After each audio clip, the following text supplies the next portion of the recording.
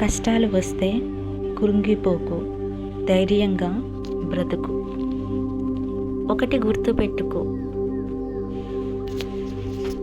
ఈ భూమి మీద ప్రతి ప్రాణికోటికి,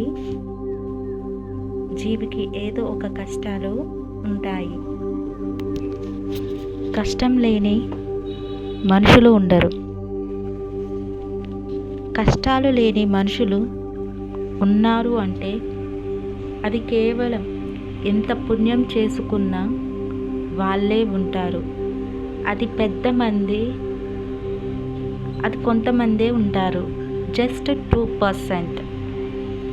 కష్టం వచ్చాకే సుఖం వస్తుంది. అప్పటిదాకా ధైర్యంగా బ్రతుకు. మన దగ్గర డబ్బులు లేవు అని ఎగతాళిగా మాట్లాడే వాళ్ళు ఎక్కువ మందే ఉంటారు. విలువ డబ్బుకే కానీ నీకంటూ ఒక విలువ ఇవ్వరు.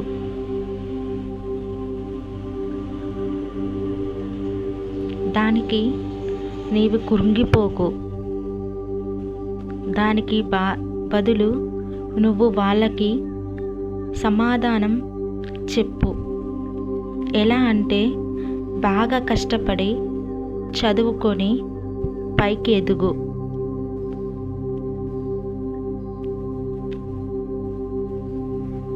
పిరికి వాళ్ళే వెనకడుగు వేస్తారు. పులిలా పంజా విసురు. ఈ వీడియో కనుక మీకు నచ్చినట్లయితే లైక్ చేయండి, షేర్ చేయండి అండ్ కామెంట్ చేయండి. మన ఛానల్ని ఫస్ట్ టైం వాచ్ చేసినట్లయితే ప్లీజ్ డు సబ్స్క్రైబ్.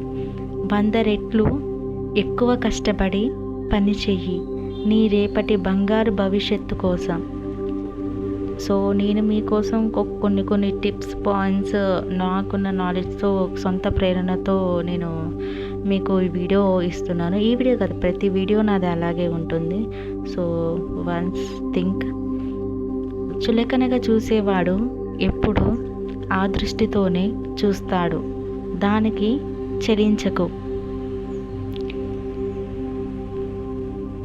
ఈరోజు నువ్వు చేయాల్సిన పని గురించి ఆలోచిస్తూ నీ బాధ్యతని సక్రమంగా నిర్వర్తించు.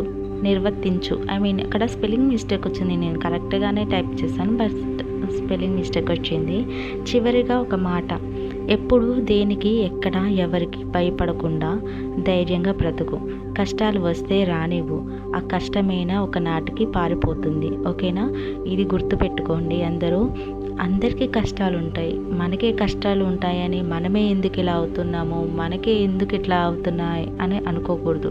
మంచిగా ఆటగాడికి దేవుడు కష్టాలు ఇస్తాయి, even though me also. But దాన్ని ఎలా ఫేస్ చేయాలి? తెలివైన వాడు దాన్ని ఎలా ఫేస్ చేయాలి? ప్రాబ్లంని చూడడు, ప్రాబ్లంని కంటే సొల్యూషన్ చూస్తాడు. ఈ సొల్యూషన్కి ఒకవేళ రాకపోతే దాన్ని లీవ్ చేస్తాడు. Thanks for watching.